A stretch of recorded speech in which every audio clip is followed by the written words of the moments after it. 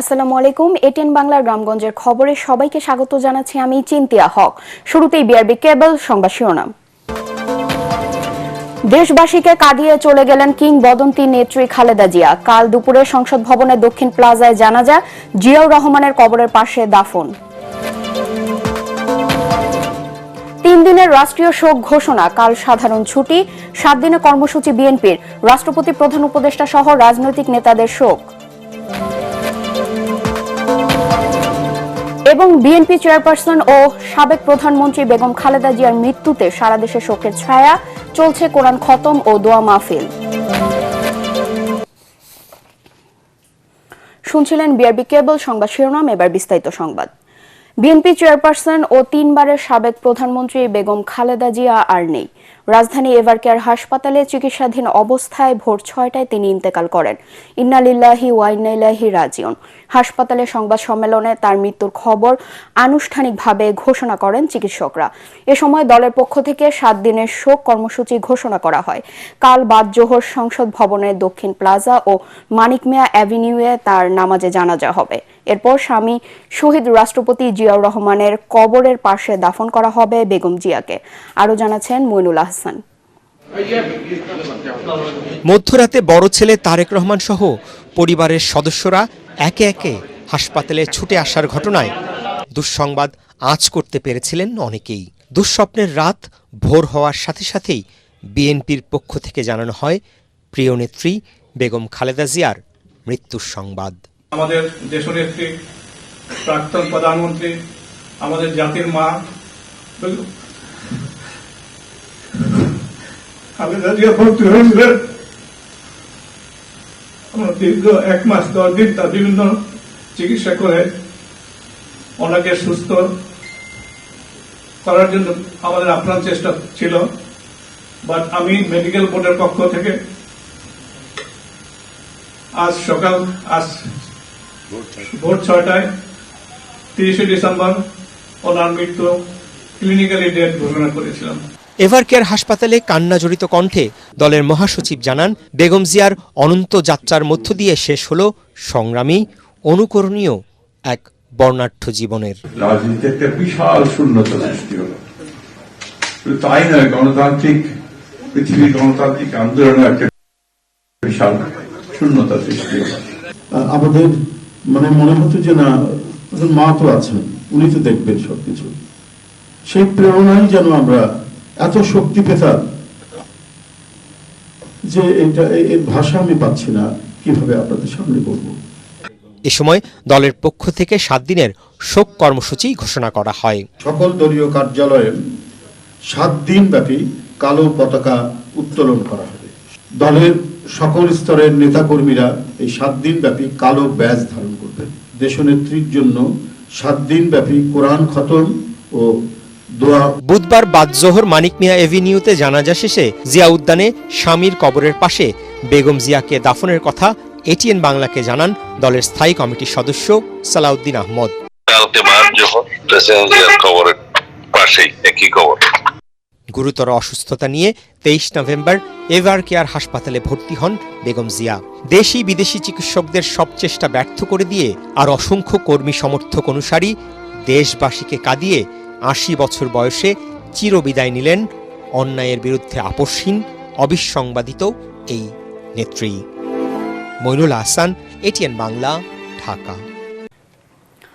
BNP chairperson Begum Khaleda জিয়ার মৃত্যুতে গভীর শোক জানিয়েছেন প্রধান উপদেষ্টা ডক্টর মোহাম্মদ ইউনূস। জাতির উদ্দেশ্যে দেয়া ভাষণে তিনি বলেন, জনগণের অধিকার আদায়ে খালেদা জিয়ার অসামান্য ভূমিকা ইতিহাসে অম্লান হয়ে থাকবে। সবাইকে ধৈর্য ধরার আহ্বান জানিয়ে প্রধান উপদেষ্টা বলেন, এই শোকের সময়ে কেউ যেন নাশকতা চালাতে না পারে, সেজন্য সবাইকে ঐক্যবদ্ধ থাকতে হবে। এ সময় আগামীকাল সাধারণ ছুটি ও 3 দিনের রাষ্ট্রীয় শোক ঘোষণা করেন ডক্টর ইউনূস। এর আগে বেগম জিয়ার মৃত্যুতে উপদেষ্টা পরিষদের বিশেষ সভা হয়। এতে অংশ নেন বিএনপি মহাসচিব মির্জা ফখরুল ইসলাম আলমগীর। আরো জানাচ্ছেন একরামুল হক সাহেব।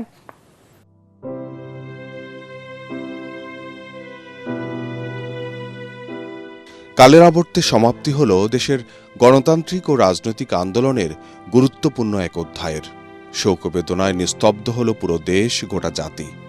আপসী নেত্রী সাবেক প্রধানমন্ত্রী ও বিএনপি চেয়ারপারসন বেগম খালেদা জিয়ার এই মৃত্যুতে গভীর শোক জানিয়ে জাতির উদ্দেশ্যে ভাষণ দেন প্রধান উপদেষ্টা ডক্টর মোহাম্মদ ইউনূস। বেগম খালেদা জিয়ার ইন্তেকালে আমরা গভীরভাবে শোকাহত ও মর্মাহত। তার মৃত্যুতে জাতি এক মহান অভিভাবককে হারিয়েছে। প্রধান উপদেষ্টা বলেন, বহুদলীয় রাজনৈতিক সংস্কৃতি ও জনগণের অধিকার প্রতিষ্ঠায় বেগম জিয়ার আপসী নেতৃত্বের কথা স্মরণীয় হয়ে থাকবে চিরকাল।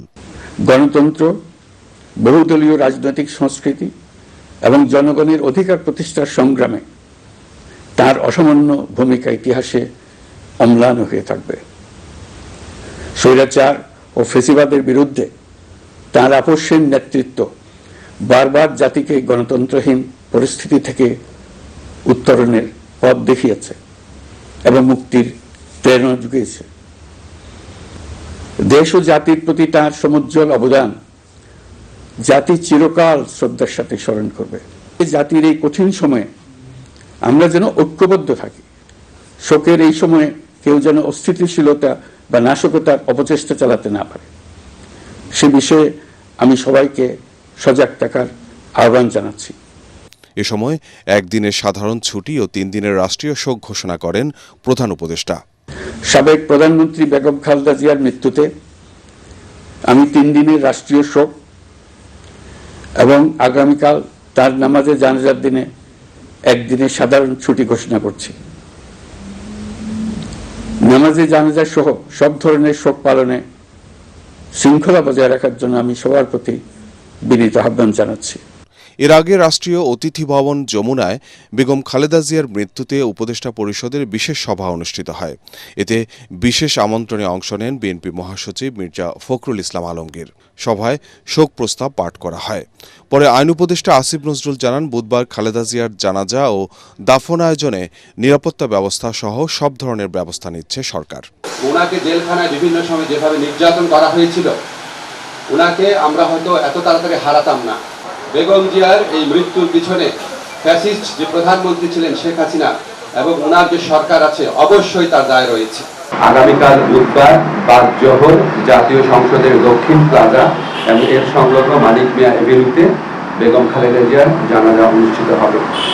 জানাজার পর তাকে শহীদ রাষ্ট্রপতি, বীর মুক্তিযোদ্ধা রাষ্ট্রপতি জিয়াউর রহমানের পাশে দাফন করা হবে। বেগম জিয়ার দাফন এবং জানাজা সম্পর্কিত বিষয়ে সরকার সব ধরনের সহযোগিতা প্রদান করবে বলে জানিয়েছেন মাননীয় প্রধান উপদেষ্টা। বেগম খালেদা জিয়ার মৃত্যুতে বিদেশি দূতাবাসগুলোতে শোক বই খোলা হচ্ছে বলেও জানান আইন উপদেষ্টা। Ikramul Haque Sayem, ATN Bangla, Dhaka. BNP chairperson ও 3 বারের সাবেক প্রধানমন্ত্রী বেগম খালেদা জিয়ার মৃত্যুতে গভীর শোক জানিয়েছেন রাষ্ট্রপতি মোহাম্মদ শাহাবুদ্দিন। 3 বারের সাবেক প্রধানমন্ত্রী গণতান্ত্রিক আন্দোলনের প্রতীক বেগম খালেদা জিয়ার মৃত্যুতে শোক জানিয়েছেন জামাত ইসলামের আমির ডাক্তার শফিকুর রহমান। ফেসবুকে দেয়া পোস্টে তিনি লেখেন, মহান আল্লাহ রাব্বুল আলামিন বেগম খালেদা জিয়াকে তার প্রিয় জান্নাতের মেহমান হিসেবে কবুল করুন। এছাড়াও শোক জানিয়েছেন নির্বাচন কমিশন, এনসিপি, জাতীয় পার্টি চেয়ারম্যান জিএম কাদের, জেপি চেয়ারম্যান আনোয়ার হোসেন মঞ্জু ও এফবিসিসিআই।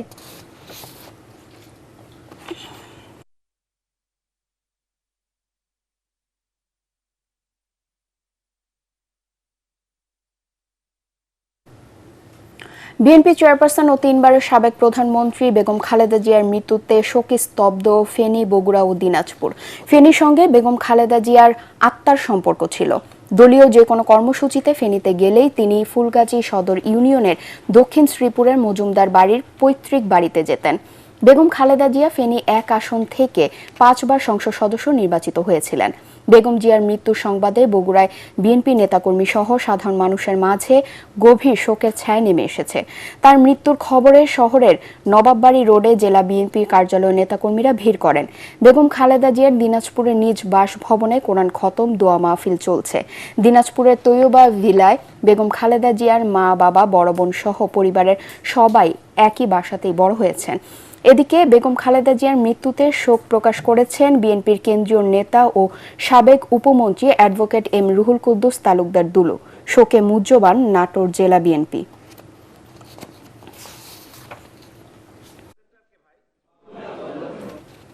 বিএনপি চেয়ারপারসন ও সাবেক প্রধানমন্ত্রী বেগম খালেদা জিয়ার মৃত্যুতে সারা দেশে নেমে এসেছে শোকের ছায়া। প্রতিনিধিদের পাঠানো তথ্য ও ছবিতে আরও জানাচ্ছেন আশিকুর রহমান। বরিশালে বিএনপির উদ্যোগে দলীয় অফিসে কালো পতাকা উত্তোলন, কালো ব্যাজ ধারণ, কোরআনখানি ও দোয়া মোনাজাত অনুষ্ঠিত হয়। বিএনপির কেন্দ্রীয় সাংগঠনিক সম্পাদক অ্যাডভোকেট বিলকিস জাহান শিরিন, বরিশাল জেলা বিএনপির সাবেক সভাপতি এবায়দুল হক চান, মহানগর বিএনপির আহ্বায়ক মনিরুজ্জামান ফারুক, সদস্য সচিব জিয়াউদ্দিন শিকদার ও বরিশাল দক্ষিণ জেলা বিএনপির সদস্য সচিব অ্যাডভোকেট আবুল কালাম শাহিন সহ বিএনপি ও তার অঙ্গ সংগঠনের নেতাকর্মীরা উপস্থিত ছিলেন। বিএনপি চেয়ারপারসন বেগম খালেদা জিয়ার মৃত্যুর খবর পৌঁছাতেই খুলনাতে নেতাকর্মীর সমর্থক ও সাধারণ মানুষের মধ্যে শোকাবহ পরিবেশের সৃষ্টি হয়। খুলনা মহানগর ও জেলার দলীয় কার্যালয়ে দলীয় পতাকা অর্ধনমিতকরণ ও কালো পতাকা উত্তোলনের পাশাপাশি দলটির নেতাকর্মী ও সমর্থকরা কালো ব্যাজ ধারণ করেন। রাজশাহীতে বেগম জিয়ার মৃত্যুর খবর ছড়িয়ে পড়ার পর অনেক নেতাকর্মীকে কান্নায় ভেঙে পড়তে দেখা যায়। সকাল থেকেই নগরীর মালোপাড়ায় মহানগর বিএনপির কার্যালয় নেতাকর্মীদের ভিড় জমতে শুরু করে। পরে তার রুহের মাগফিরাত কামনায় পবিত্র কোরআন খতম ও দোয়া মাহফিল অনুষ্ঠিত হয়। রংপুরে খালেদা জিয়ার রুহের মাগফিরাত কামনায় মহানগর বিএনপির কার্যালয়ে পবিত্র কোরআন খতম ও দোয়া মাহফিল অনুষ্ঠিত হয়। জেলা ও মহানগর বিএনপির নেতাকর্মীরা এ সময় উপস্থিত ছিলেন। বেগম খালেদা জিয়ার বিদেহী আত্মার মাগফিরাত কামনায় বগুড়ায় পবিত্র কোরআন খতম ও দোয়া মাহফিল অনুষ্ঠিত হয়েছে। দুপুরে নবাববাড়ি জেলা বিএনপির কার্যালয়ে পবিত্র কোরআন খতম ও পরে শহরের স্টেশন রোডের বাইতুর রহমান সেন্ট্রাল মসজিদে বাদ জোহর বিশেষ দোয়া মাহফিল অনুষ্ঠিত হয়। জেলা বিএনপির সভাপতি রেজাউল করিম বাদশাহ, দলের নির্বাহী কমিটির সদস্য ভিপি সাইফুল ইসলাম, জয়নাল আবেদিন চান, আলী আসগর তালুকদার হেনা ও জেলা বিএনপির ভারপ্রাপ্ত সাধারণ সম্পাদক মোশাররফ হোসেন এ সময় উপস্থিত ছিলেন। যশোরে জেলা বিএনপি 7 দিনের শোক কর্মসূচি পালন করছে। সকালে শহরের লালদিঘিপাড়ে দলীয় কার্যালয়ে নেতাকর্মীরা কালো ব্যাজ ধারণ করেন। মানিকগঞ্জে জেলা বিএনপি ও অঙ্গ সংগঠনের পক্ষ থেকে শোক কর্মসূচি পালন করা হচ্ছে। জেলা বিএনপির আহ্বায়ক কমিটির সদস্য গোলাম কিবরিয়া সাঈদ ও জেলা কৃষক দলের সাধারণ সম্পাদক আব্দুস সালাম বাদল এ সময় উপস্থিত ছিলেন। মেহেরপুর বিএনপি চেয়ারপারসন বেগম খালেদা জিয়ার মৃত্যুতে শোক কর্মসূচি পালন করেছেন জেলা বিএনপির নেতাকর্মীরা। সকাল থেকেই দলীয় কার্যালয়গুলোতে টানানো হয় কালো পতাকা। এরপর বেগম জিয়ার আত্মার মাগফিরাত কামনায় দোয়া অনুষ্ঠানের আয়োজন করা হয়। নওগাঁয় জেলা যুবদলের আয়োজনে খালেদা জিয়ার রুহের মাগফিরাত কামনায় আয়োজন করা হয় পবিত্র কোরআন খতম। এতে দলের নেতাকর্মী সহ স্থানীয় এতিমখানার শিশুরা অংশ নেয়। সিরাজগঞ্জে জেলা বিএনপি 7 দিন শোক কর্মসূচি পালন করেছে। জেলার প্রতিটি উপজেলায় একই কর্মসূচি পালন করা হচ্ছে। বেগম খালেদা জিয়ার মৃত্যুতে গোপালগঞ্জে গভীর শোক প্রকাশ ও পবিত্র কোরআন খতমের মধ্য দিয়ে আত্মার মাগফিরাত ও শান্তি কামনায় দোয়া করেছেন জেলা বিএনপির নেতাকর্মীরা। নরসিংদীতে খালেদা জিয়ার রুহের মাগফিরাতের জন্য জেলা বিএনপির আয়োজনে 300 কোরআন খতম করা হয়। নরসিংদী জেলা বিএনপির সাধারণ সম্পাদক মঞ্জুর ইলাহির উদ্যোগে জেলার একটি মাদ্রাসায় এই কোরআন খতমের আয়োজন করা হয়।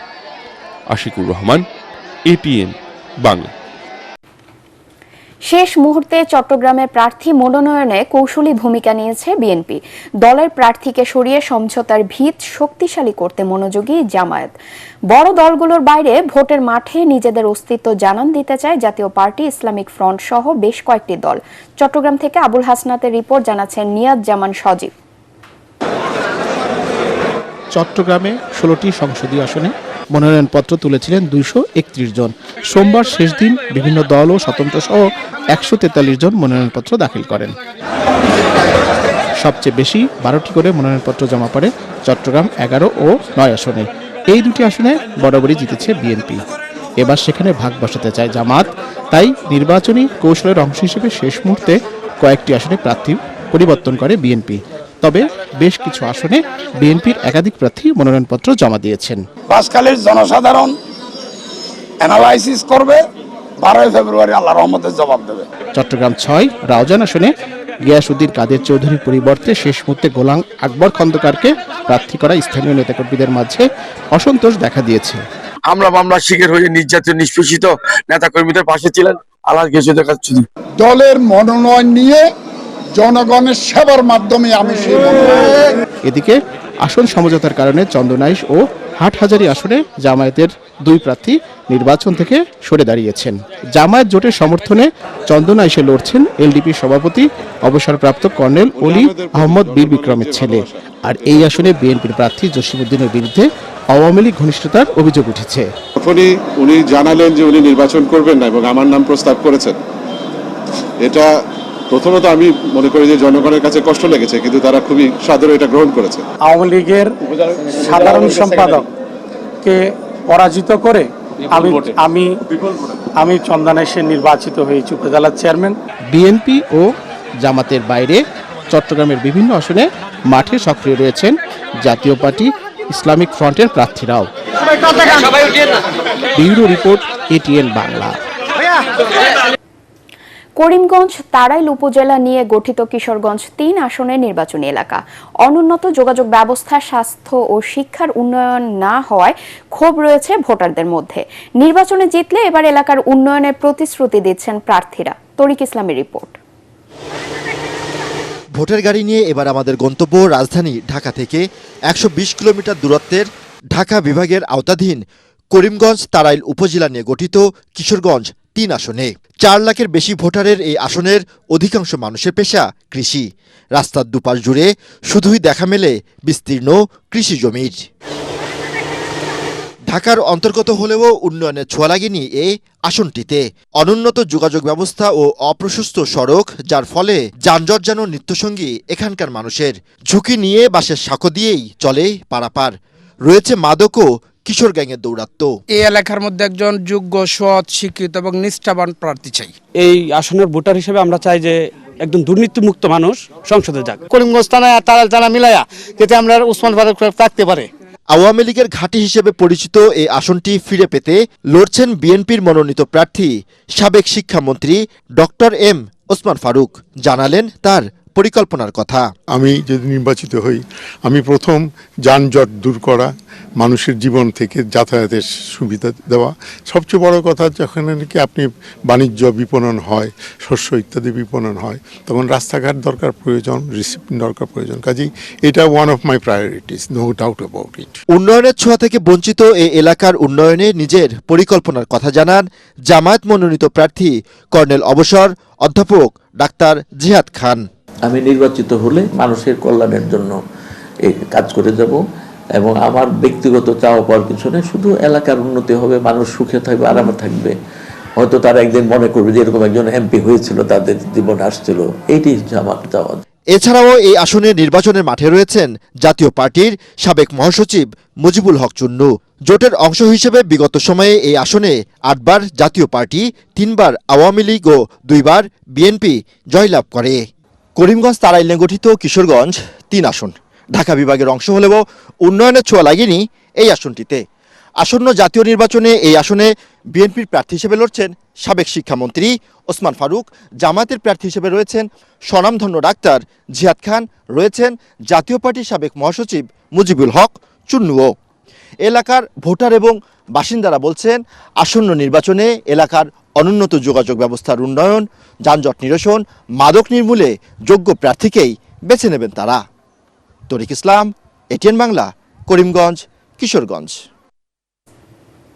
সাভারে কোর অব মিলিটারি পুলিশের বাৎসরিক অধিনায়ক সম্মেলন ২০২৫ অনুষ্ঠিত হয়েছে।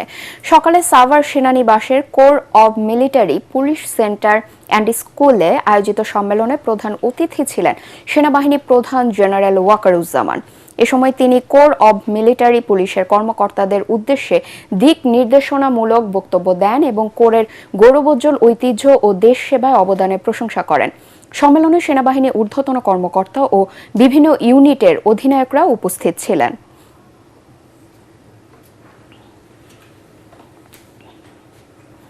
পরবর্তী সংবাদ দেখার আমন্ত্রণ জানিয়ে এখনকার মতো শেষ করছি। এটিএন বাংলা সংবাদ ইউটিউবে দেখতে ব্রাউজ করুন, youtube/ATN Bangla News। ধন্যবাদ সবাইকে।